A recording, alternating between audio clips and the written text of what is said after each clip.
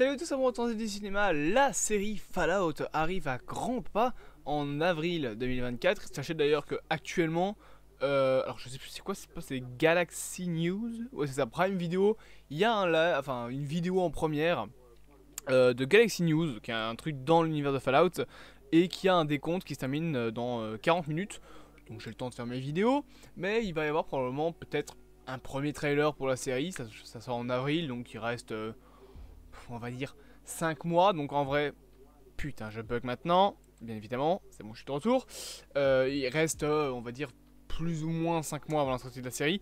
Donc je pense qu'on va avoir un premier trailer. Et ce qui me fait également penser qu'on aura un premier trailer, c'est qu'on a eu des nouvelles affiches de la série qu'on va analyser ensemble. Il y a quelque chose à dire, c'est surtout du lore qui est présent et qui nous permettrait notamment d'essayer de situer plus ou moins quand se passe la série au niveau du lore de Fallout. Où est-ce que ça se passe? Où est-ce que ça se passe? On le sait, parce que justement la fameuse vidéo en première nous l'a montré. Et aussi on aura moyen de voir un petit peu à quoi va ressembler l'abri, puisque vous le voyez ici actuellement sur l'image. Là on a la date de sortie, donc 12 avril bien évidemment 2024. Là on a une image de la série Fallout. Je vais peut-être essayer de vous rapprocher, voilà, je vais me rapprocher comme ça pour montrer un petit peu ce qui m'intéresse réellement, à savoir le personnage principal qui est donc au centre, qui est donc une femme portant un costume de l'abri. On voit qu'elle a un Pip-Boy sur le bras. À sa droite, à sa droite, on a une bouteille de Nuka-Cola. À sa gauche, un distributeur de Nuka-Cola. Elle porte une arme, un blaster probablement laser en main. Et elle a également le numéro de son abri, à savoir le numéro 33, qui est un abri du coup dans l'univers de Fallout. Et sachez qu'on sait où est-ce que ça va se passer, plus ou moins, voilà, étant donné que ça se passera à Santa Monica. Pourquoi je dis ça? Parce que dans la fameuse vidéo en première dont je viens de vous parler au début de la vidéo, c'est comme un espèce de journal télévisé en gros, où tu as des bandes, vous savez, les journaux, souvent il y a des bandes qui passent avec des petites informations banales. Tu en avais qui parlaient de Nuka-Cola, tu en avais qui parlaient des armées chinoises. Donc je suppose que c'est un morceau de journal qui se passe avant la Grande Guerre, vu que ça parle des armées américaines. Mais tu as également une petite... J'arrivais plus à parler. Faut que je reprenne mon souffle. Je disais donc une petite phrase qui disait que Vault-Tec avait terminé la construction de l'abri 33 à Santa Monica. Donc on a le lieu où se trouve l'abri 33, donc probablement où se passera une partie de la ville. Et je vérifie juste... Ok, voilà, c'est bon. Donc Santa Monica, pour ceux qui ne le savent pas, c'est une ville qui se trouve notamment... rien à voir, qui se trouve en Californie, à l'ouest de Los Angeles. Et on sait également que c'est Santa Monica parce qu'il y a cette grande roue qui est à Santa Monica dans la réalité, elle existe réellement. On a également le logo Nuka-Cola sur une énorme planche. Et on a aussi, si vous regardez un petit peu à côté de la tête, une espèce de bâtiment avec un liseré rouge. Et bien ça, sachez que c'est quelque chose d'important qu'on a vu. Alors je sais pas si c'est sur cette image là, c'est pas sur cette image là, c'est sur cette image là, voilà. Une fameuse pompe à essence, c'est exactement la même. Et du coup au-dessus il est marqué Red Rocket, qui est une marque de pompe à essence en fait, présente dans l'univers de Fallout. Donc voilà, ça c'est ce qu'il y a sur la première affiche. Et il y a aussi du coup un lien qui est fait avec cette image qu'on avait. Je regarde en parallèle de la vidéo, l'avant-première de la vidéo. Ça nous parle, ça se voit que ce live parle de trucs qui se passent avant la Grande Guerre, parce que ça parle de West Tech, ça parle de Doomsday, ça parle du président américain.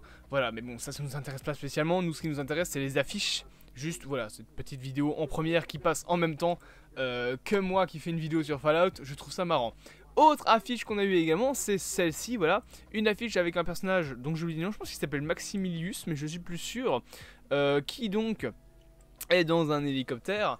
Et c'est sûr et certain, ce mec fera partie de la confrérie de l'acier, donc l'une des l'un des grands clans, l'une des grandes armées de l'univers de l'après-guerre dans Fallout. je dis ça. Et je dis ça de manière très sûre, déjà avec tout l'arsenal militaire, mais surtout avec l'armure T60 qu'on a à sa gauche. D'ailleurs, cette affiche je la trouve pas très belle parce que tu vois que le mec il regarde pas du tout l'armure. Ça se voit que c'est rajouté en PNG sur une illustration. Mais du coup, comme je l'avais déjà expliqué avec mes analyses des images qui avaient été montrées, sur l'armure T60, on voit très très bien le logo de la confrérie de l'acier. Donc ce sera probablement une armure avec justement la confrérie de l'acier qui est liée. Pas plus de choses que ça à redire sur cette image. Petit logo de Fallout.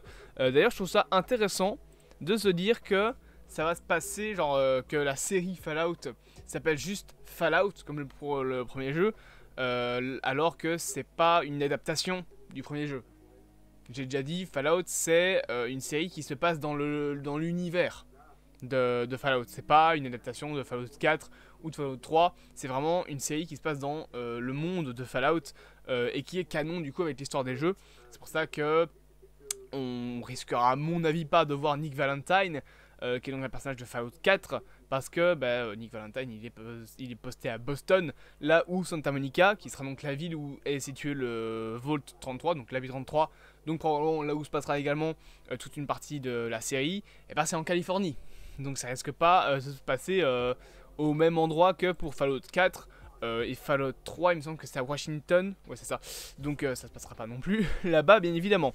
Mais du coup, voilà, on a cette seconde affiche qui avait été montrée. Troisième affiche qui a été dévoilée, c'est celle-ci avec un chien. Et un chien qui d'ailleurs a une main. Voilà, on voit de loin le personnage de Walter Goggins, qui est donc une mule, et on a ici un pied avec un autre pied robotique, j'ai l'impression. Peut-être un ravageur. Non, ravageur c'est dans les Gardiens de la Galaxie, je sais pas ce que je raconte. Peut-être un habitant du coup des terres désolées. Et là je pense qu'on aura donc le lien fait avec ce petit chien et la goule interprétée par Walter Goggins. Là non plus, voilà, il n'y a pas plus de choses à en dire sur cette affiche là, juste elle je la trouve beaucoup plus jolie et ça montre un petit peu d'où vient en fait ce fameux chien. Par contre on voit l'importance de ce fameux chien pour la goule de Walter Goggins avec cette affiche que je vais également vous agrandir, voilà, parfait, où nous avons du coup la goule interprétée par Walter Goggins et un chien. C'est pas la première fois qu'on en voit dans l'univers de Fallout, on en a vu dans Fallout 4, on en a vu dans d'autres jeux bien évidemment, des chiens, mais voilà, c'est un personnage qui est présent ici.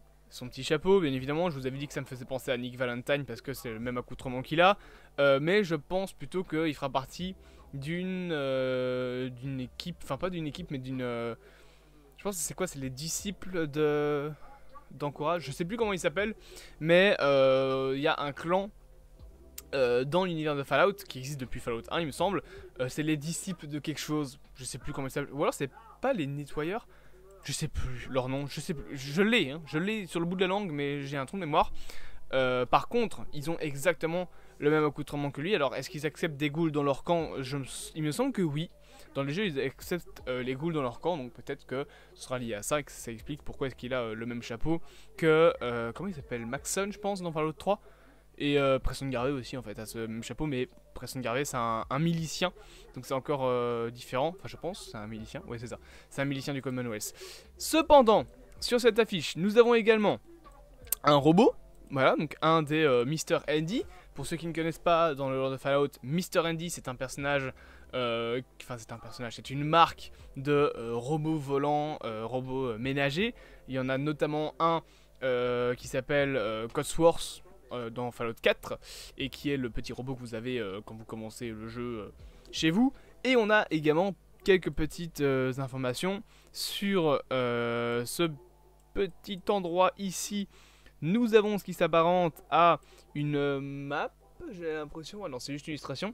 Par contre on a un calendrier, probablement un calendrier du coup qui sera daté à 2077, donc date de la fin de la Grande Guerre.